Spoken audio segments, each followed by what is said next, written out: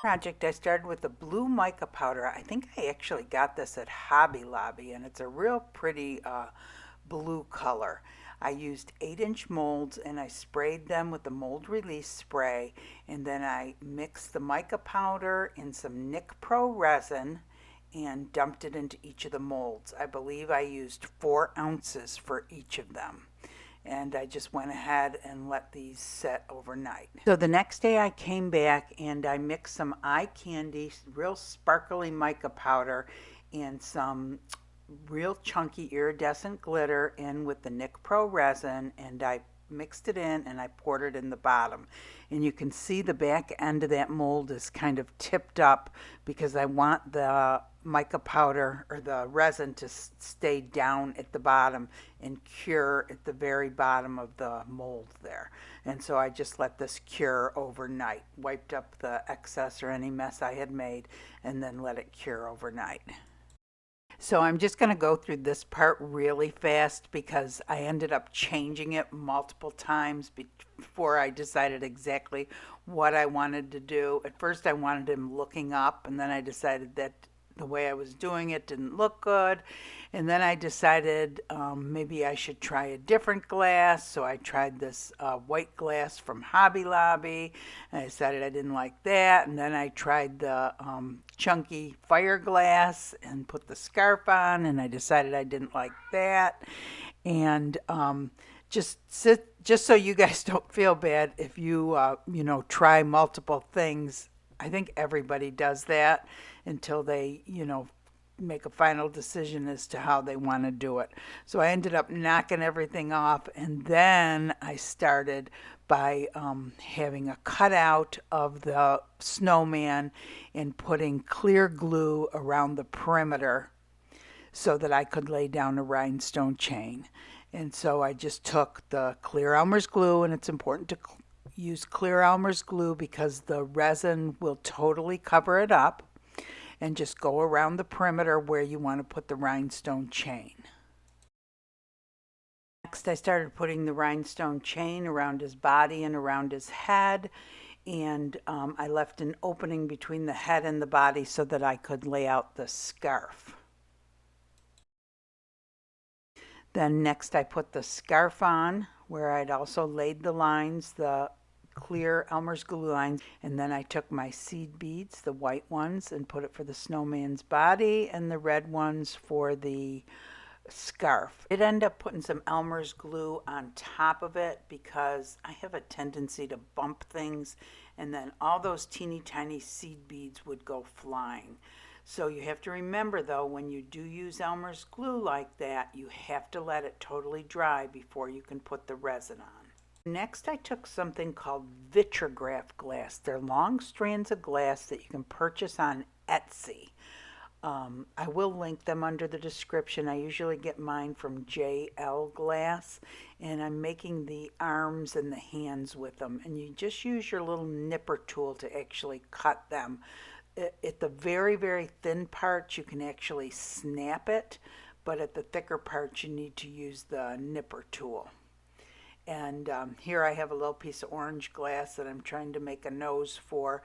And originally I was going to have the snowman looking up at the snowflakes, but again, after I messed with it for a while, I decided I just couldn't make it look right, and I switched it to just putting a whole face on him with the eyes.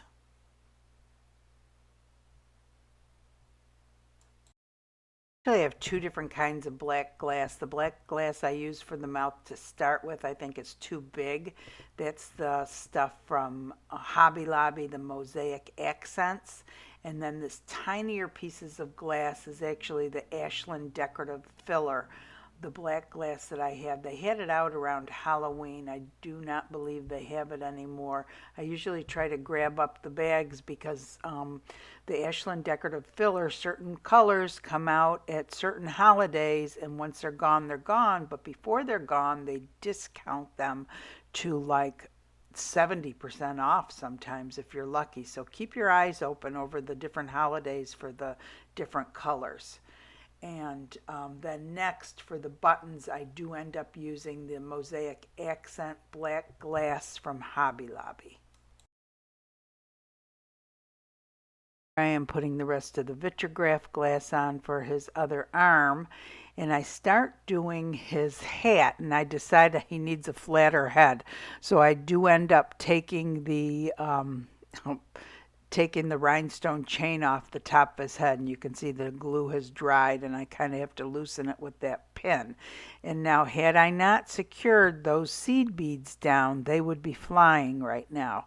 So I don't know. I think sometimes it's easier with teeny tiny pieces of glass or beads to go ahead and secure them with some Clear Elmer's glue. But again, you have to make sure that it's perfectly dry before you put the resin on it.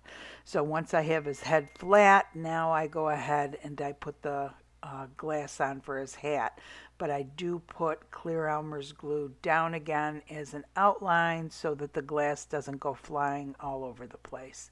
And you know, this isn't necessary. You do not have to use glue. The resin will permanently adhere it, but it just keeps the glass from flying around while you're creating. And oh, I do end up using a rhinestone chain to outline the hat first.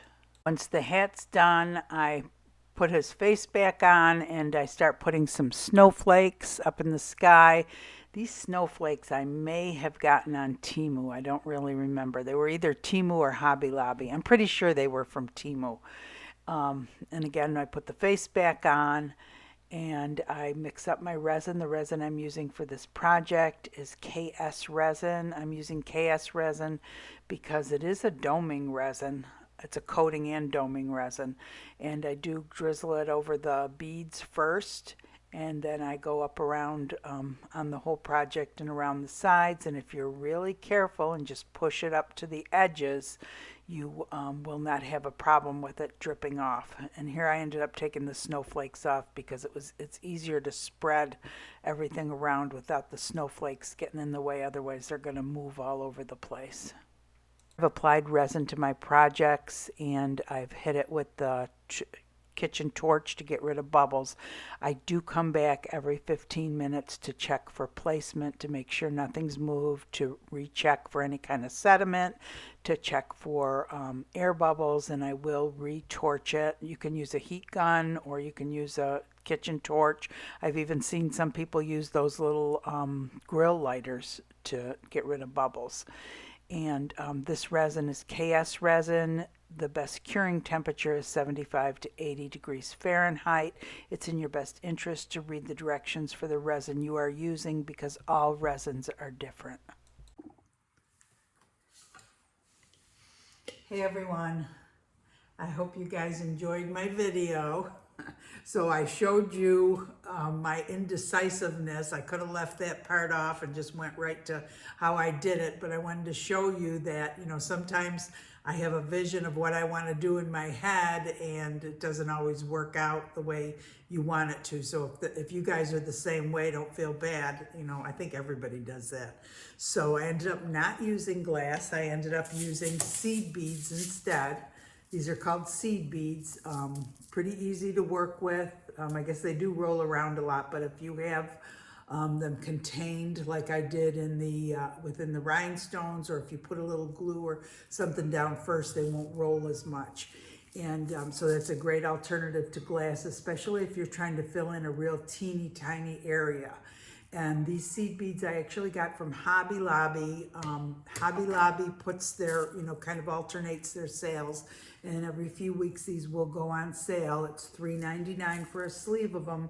So half off would be $2. So look for the sales.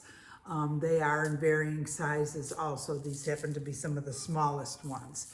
So anyway, yeah, so I've done a ton of things with this mold. This mold I got on Amazon. I actually have 2 of them now. And I think they're under $10, but I have seriously done at least 10 other projects.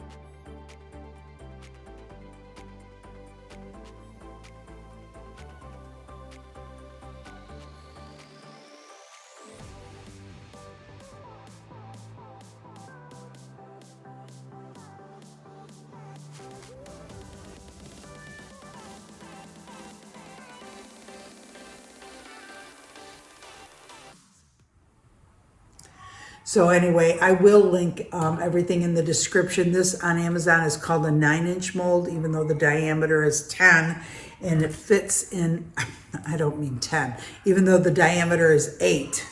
The inside diameter is 8, and it fits in an 8-inch holder. And this holder is really cool because you just pull it out and you put a different one in. Because I have so many other projects, I change it out throughout the year, you know, depending on the season. So I'll leave this one, you know, up for a little while.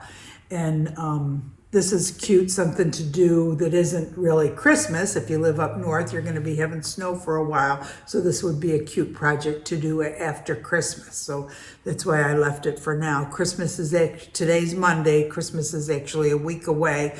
This will come out, I think, on Saturday, so 2 days before Christmas. So anyway, I hope you guys enjoyed the video. If you did, please give it a thumbs up. That really helps the channel.